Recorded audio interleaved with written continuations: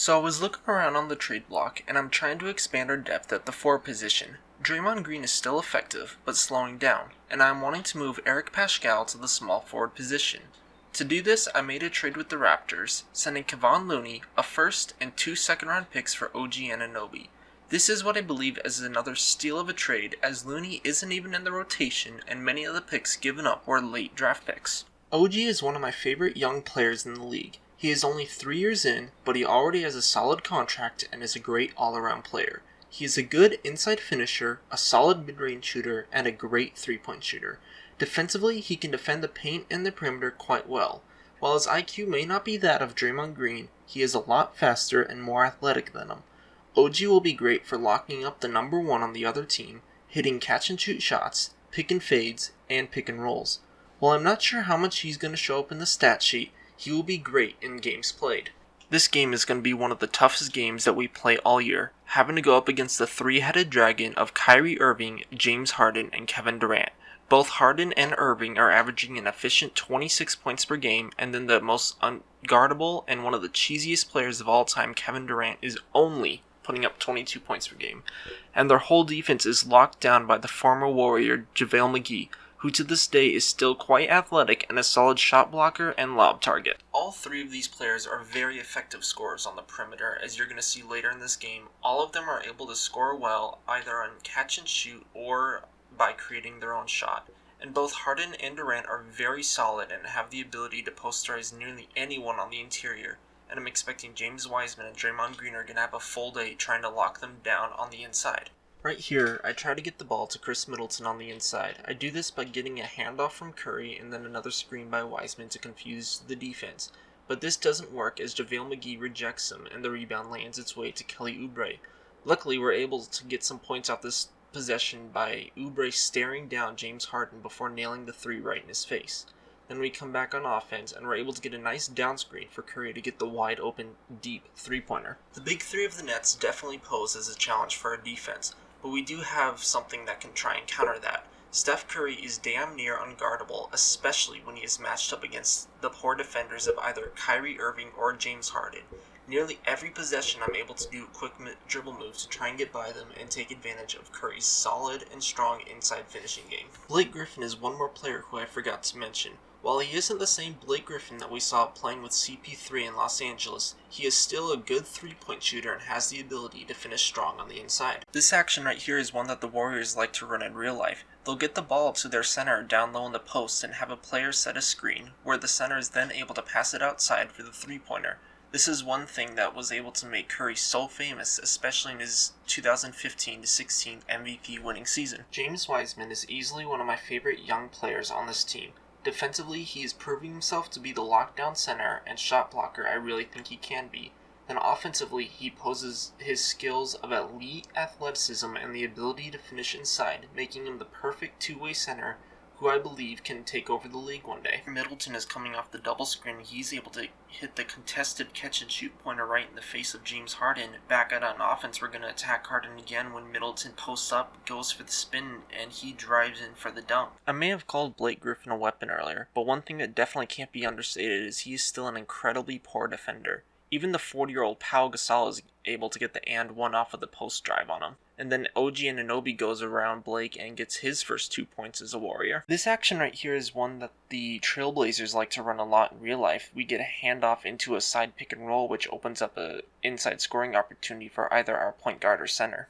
These clips right here show that we're still playing against the Nets. Durant decides to hit a long three-pointer fading out of bounds, and that one goes right through the hoop. And then he comes back on offense, and he decides to end James Wiseman's poor career by getting an and-one finish right on top of him. After showboating on the poor rookie, this clip right here shows why I believe Eric Paschall can be an effective small forward. He's able to back down Harden and still use his great size as a mismatch for the easy 2 points. Harden will not forget this though, as right back on offense he hits the cheesy step back for the wide open three-pointer. This play right here shows how good of a player Steph Curry is. Not only is he a prolific three-point shooter, but he is such a good dribbler and finisher, he is able to get by nearly anyone in the league and is a legitimate threat down low. Back on offense, we're able to get a Wiseman dunk here off of the Steph Curry alley-oop to show that Wiseman can also throw it down. And then back on the next possession, Wiseman, we try and get a cut in with Kelly Oubre. Oubre feeds it into Wiseman, and Wiseman dunks on the two veterans. This has been one of the most difficult games of 2K I've played this year. We've had about a 5-point lead for most of the game, but then in the last few minutes of the fourth quarter, the Brooklyn Nets just went on a terrific scoring run that no matter what we've done, I couldn't do anything to try and stop them. Back on offense here, we're going to try and get the finish with Wiseman, and even though it said open, he still missed the easy layup. Then on offense, Harden gets the blow by, he gets the dunk, and we're unable to do anything else, and that leaves us with the final score of 84-78. And this one is a real stinger. Like I was saying, we led the entire game up until the last few minutes where the true star power of the Brooklyn Nets just took over, and despite me throwing everything against the wall, there was nothing I could do to stop them. Harden, Irving, and Durant all ended up with the high teens and averaging about 50% shooting. There was just nothing that we could do to stop them. Curry, Middleton, and Wiseman all put up a very efficient game, all of them scoring in the mid to high teens while averaging 75%. But unfortunately, our bench could not put up the same production, and that is the ultimate reason why we lost. This game decided me to make a trade. We sent Kent Bazemore, Gerald Green, and a second-round pick for Carmelo Anthony and CJ Elby. This year, Carmelo is scoring about 13 points per game coming off the bench for the Blazers. Despite his old age, Carmelo is still a great shot creator, has an excellent post game, and can still score from all three levels of the court. I don't think he's going to be putting up his 13 points per game, but I think he can be the leading scorer coming off the bench and the best shot creator we have. He can also do well in spacing out the floor running with the starters. Obviously, we are a bit heavy at forward, so I'm going to be looking into signing a free agent guard for a little bit more depth. Since we are about halfway through the year, let's cover the stats for the starters. Steph Curry is playing absolutely amazing. He's putting up almost 30 points per game with 5 rebounds and 7 assists, all while averaging less than 3 turnovers a game. And just to put the cherry on top, he is shooting 50 from the field, 40 from 3, and 90% from the free throw line. Frankly, this year is almost better than his 2016 year, but for whatever reason, 2K isn't even putting him in the MVP race. But anyways, I could not be happier with how well he is playing. Next is Chris Middleton, who is doing exactly what I want him to do. He's bumped up his scoring to 20 points per game while keeping his same shooting efficiency. Wiseman is also playing above expectations. He's at 16 points per game with 11 rebounds, a steal, and 2 blocks. If LaMelo wasn't playing so godlike, he would easily be Rookie of the Year. His play has been outstanding. He is going to be a key part of our franchise going forward. Kelly Oubre has dropped down in scoring a little bit, but he's still putting up an efficient 16 points per game with 6 rebounds. But I don't expect as much from Oubre as I do from the other guys, but I'm still incredibly happy with how well he's been playing. Our last starter is Draymond Green. He was a solid starter, and like I said in the beginning of the year, I don't expect too much from him, especially when it comes to scoring. But his 5 points, 5 rebounds, and 6 assists is certainly useful, and while he may be a step slower nowadays, he still has the ability to lock down defensively. Warriors fans, you may want to close your ears for this part. It is with a heavy heart that I must move him to the bench. OG is a better shooter and finisher, and while his IQ may not be as high, he is both taller and more athletic, making him a better on-ball defender than Draymond Green.